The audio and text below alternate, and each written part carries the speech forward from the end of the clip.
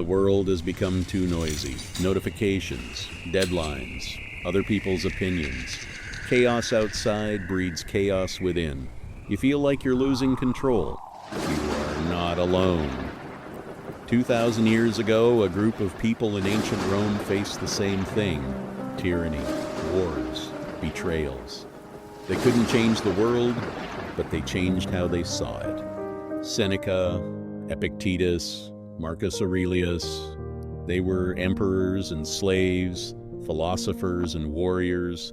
They had one common goal: to become a mental fortress. They created a system, a logical code that strips away the unnecessary and leaves behind the essence. Stoicism isn't reading books, it's practice. It's armor for your mind. Chaos outside is normal, chaos inside is your choice. In this video, we'll cover the fundamentals, not just quotes, but specific tools. Rule number 1, the most important, the dichotomy of control. What's in your mind's power and everything else. This is where your freedom begins. Subscribe to Stoic Pulse. Learn to manage yourself, to manage your life.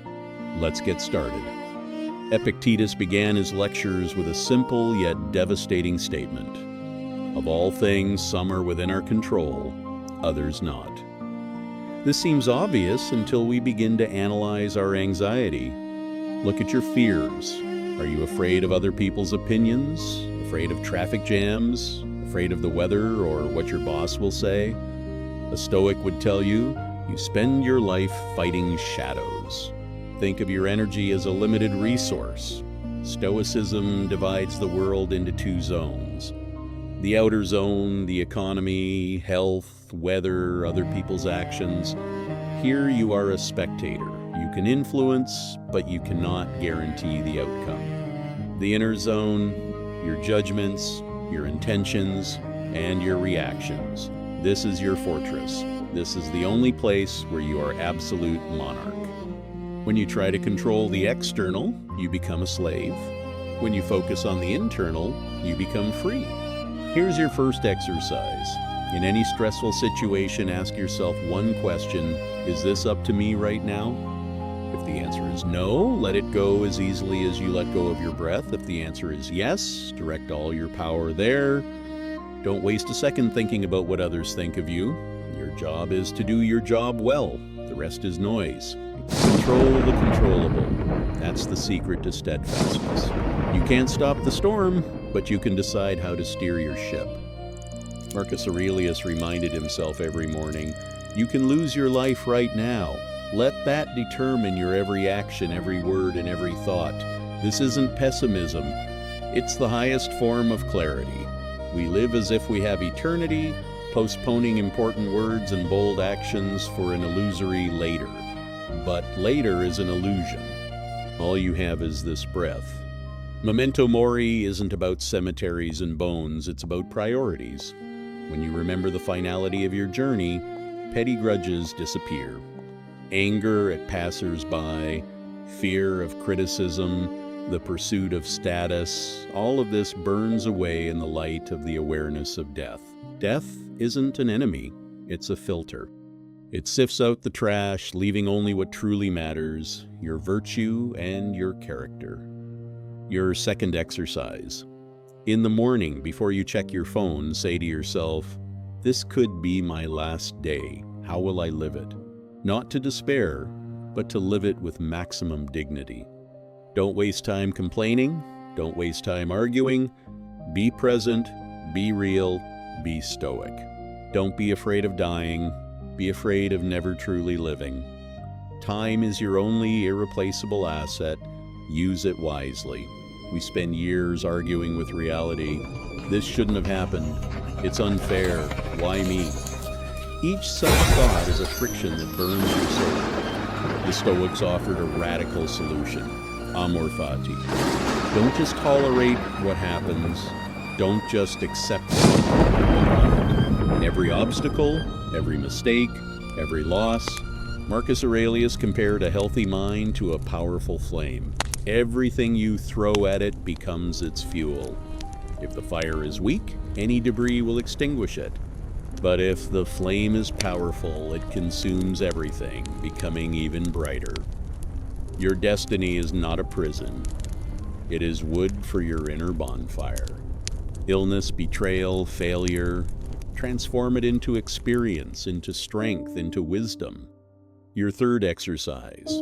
The next time something bad happens, tell yourself, this is exactly what I needed. Instead of asking why, ask, why does this make me stronger? Love your destiny not because it's easy, but because it's yours. This is the only path you have. Make it great. Stop being a victim of circumstances, become their co-author. Amor Fati is your superpower. Your pulse is the rhythm of your destiny. Love it. Marcus Aurelius wrote, an obstacle to action promotes action. What stands in the way becomes the way. Most people see a problem as a dead end. They stop, complain, and give up. The Stoic sees a problem as an opportunity to practice a virtue they otherwise couldn't manifest. This is mental alchemy. Is a coworker bothering you? This is a chance to practice patience. Have you been betrayed? This is a chance to practice forgiveness and caution. Don't have money? This is a chance to practice ingenuity and discipline. No external event can block your mind. An obstacle is just the raw material for your character. Your fourth exercise. The next time you encounter a problem, pause. Turn it over in your mind. Ask yourself, what strength can I develop from this? Don't try to circumvent the obstacle. Use it as a crutch to rise higher. Your destiny isn't a prison, it's your training. Be a fortress, be stoic. The universe is watching you. Turn your weaknesses into strengths. Don't wait for the path to become easy. Make your mind easy. The obstacle is the path. Follow it. We've become slaves to our comforts. We fear the cold, we fear simple food, we fear being left without connections or money. But the fear of loss is a chain that makes you weak. Seneca advised, set aside a few days to make do with the cheapest food and coarse clothing, and ask yourself, is this what I feared so much? Why did the Stoics do this? Not for self-torture, but for freedom. When you voluntarily choose discomfort, you deprive fate of its ability to intimidate you. If you know you can survive on bread and water, you no longer fear being fired. If you can sleep on the floor, you no longer fear bankruptcy. You become invincible because your happiness no longer depends on the softness of your pillow. Your fifth exercise. Once a week, do something that scares you or makes you uncomfortable. Take an ice-cold shower. Give up sugar. Leave your phone at home all day. Walk in the rain without an umbrella. Feel this discomfort and smile at it. Tell yourself, I am stronger than this. Your discipline is your shield. Your wealth is within. Don't wait for life to punch you in the gut. Train ahead. Be prepared for the storm. Be stoic. The universe is watching you. Your pulse is your strength. When we're angry or desperate, the world shrinks to the size of our problem. A hurtful word, a failed project, a broken object, it all feels like the end of the world. We're trapped in the present moment like in a cramped cage. But the Stoic knows, to find peace, you need to shift perspective. You need to rise above. Marcus Aurelius advised, imagining yourself flying high above the earth. Look at the bustle of cities, the armies, the borders, the endless struggle for what will turn to dust tomorrow. From this height, your problem is just a dot. Your life is just a moment in the ocean of time. This doesn't make you insignificant. It makes your fears seem ridiculous. In the grand scheme of things, your worries are just noise. Your sixth exercise. When you feel anxiety overwhelm you, close your eyes. Imagine your home, then your city, country, planet, and finally the endless void of space. Look at yourself from the outside, a tiny figure in an ocean of stars. Ask yourself, will this matter in 100 years? Return to reality, maintaining this silence within. You are part of a greater whole. Your pulse beats in rhythm with the universe. Don't let the little things steal your greatness. Look up, be stoic. The universe is watching you. Make your choice worthy. Seneca advised, when the light has faded and the house is plunged into silence, face your own judgment.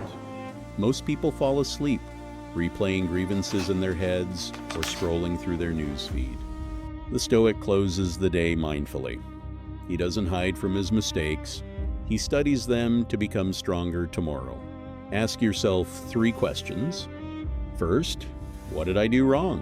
Where did I lose control? Where did I give in to anger or laziness? Be honest, but don't beat yourself up.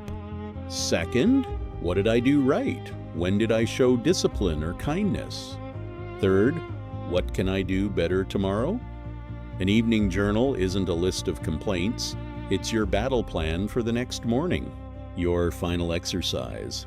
Tonight, before bed, put away your phone, grab a notebook, write down your thoughts, unload the chaos of the day onto paper. When you close your journal, you close the door on anxiety. You've done all you can. Now you can sleep soundly, knowing that tomorrow you'll wake up a wiser person, your pulse is calm, your mind is clear. Stoicism isn't a destination, it's a journey. The 7 rules we've covered are your map, but you'll have to walk the walk.